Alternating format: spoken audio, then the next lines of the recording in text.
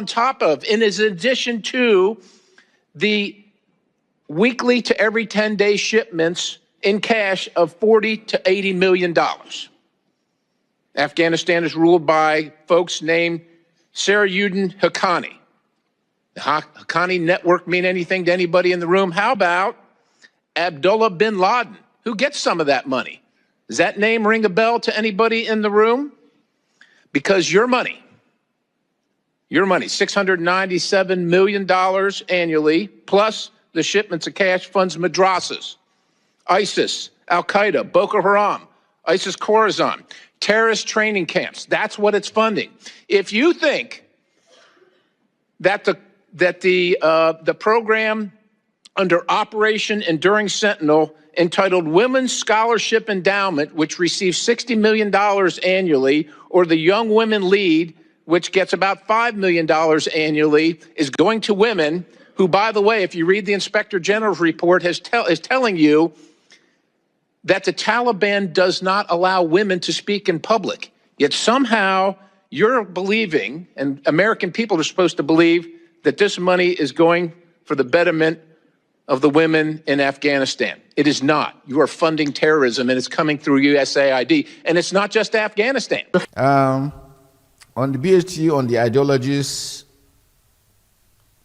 let me see. There was the issue of the NGOs. Yes. NGOs, there are so many things. If we want to go into NGO issues, there are so many things I had. Initially, when the NGOs came in, when we started, they didn't want any oversight function. They didn't want us to know where they were going to. We had issues with that because now they will go into the enclave of the terrorists and go and treat them. You are treating the same people that is attacking the communities. You tell them no, that you are neutral. How neutral can you be? We've had situations where allegations of arms, them conveying arms to us just to make sure that the war continues. We've had situations where they will tell you they are taking food to communities. Halfway, they will tell you the trailer has broken down. By next morning, the trailer is empty. And that vehicle that is broken down, the driver will just go and drive it and take it back. So what had happened? You have funded those guys. You are taking care of them equally. We've had several situations like that. So we said, no, it can't continue like that. And that's why we insisted with the state government that, look, the state government must know what's going on.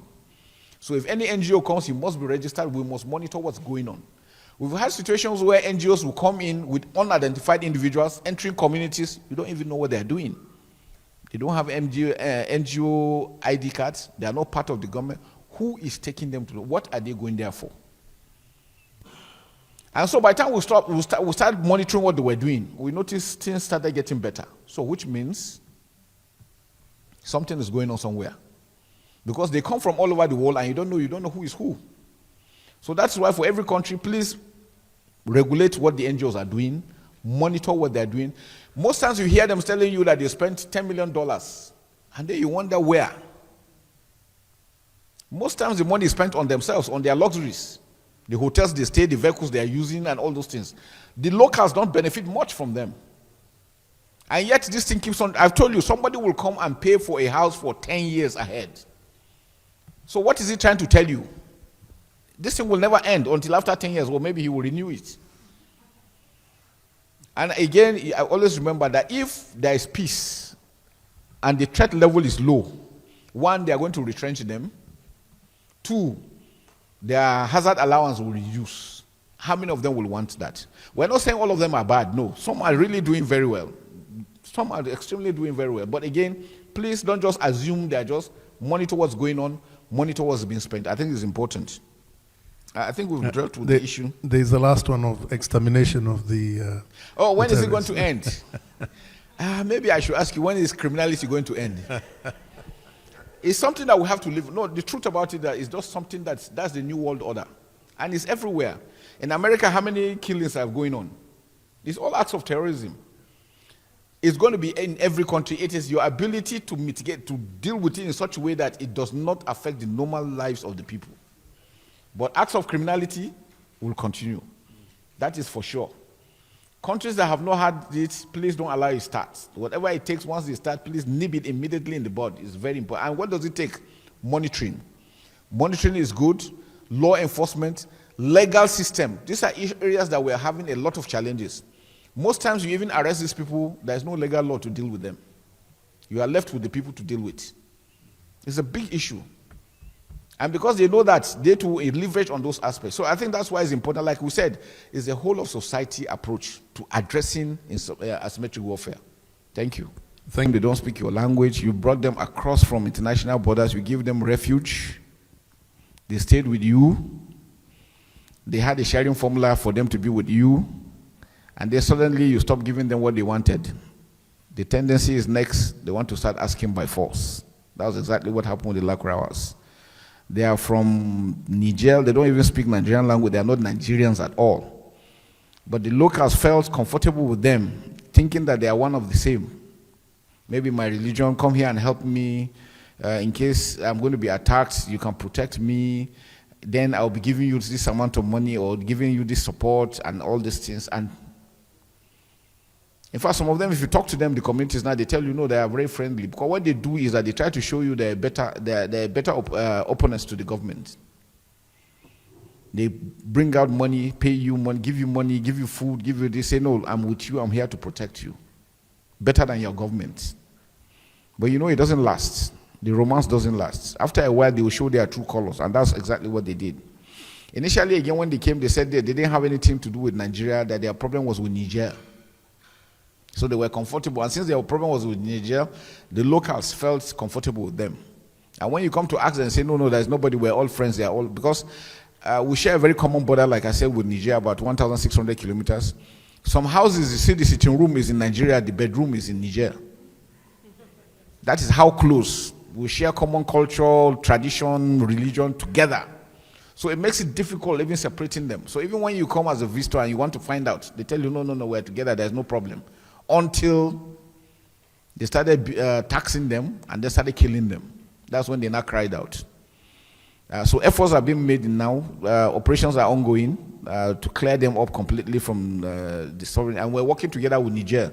Because normally, like I said, they don't respect any border. You come here, they move to the next country, and then when you leave, they come back. Now, we have 20 kilometers right of pursuit. The Nigerians are working together with us, so we're addressing it gradually. But like I said, it's a difficult operation because the only way you identify them is if you see them armed, or else they're just like any other person. So if the villagers tell you they are our friends or they are our relations, what do? That's the difficulty in asymmetric warfare. But we're working on it, and then the intelligence agencies are equally down there following up the issue. On the issue of the IDPs and probably refugees, yes, psychological operations have been, we have psychologists. In the military we have, like everything, every space of life you have in the civil, we have in the military. It's just like in the civil, it's probably more, but in the military, small but very, very efficient. So even for our troops, because of post-traumatic stress disorder, we have for our troops, when they are before they go, we brief them.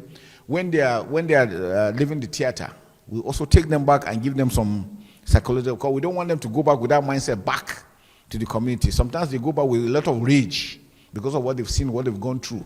So we do that. Likewise, part of the de-radicalization program we're doing is we have the psychologists to also take part, apart from the religious leaders, because it's a holistic thing, and we know the importance of mental health issues again, and so those are the things that have been addressed quite very well. On the issue of the ratios of non-kinetics, well, the ratio, maybe you look at it from the level that at least now the rates of attacks have gone down. Communities are now resuming back to their communities, and not forcefully, like with the question from the IGP. Not at all. The communities, in fact, most communities are eager to return back to their villages. So one thing is that we must give the clear, working together with the government until we are sure that there is, because normally before they go back, we go back there with the government officials to ensure that infrastructure, at least to some level, is restored. There is water, some semblance of life before they are. And then we also, because of the use of IEDs, one of the greatest challenges we are having in the terror is the use of IEDs. So they are scattered all over. And probably some ammunitions too that were there that were not exploded. So we'll make sure that we go around, clear all these areas, make sure that it's safe, and then with their own consent, they are transported back to these communities.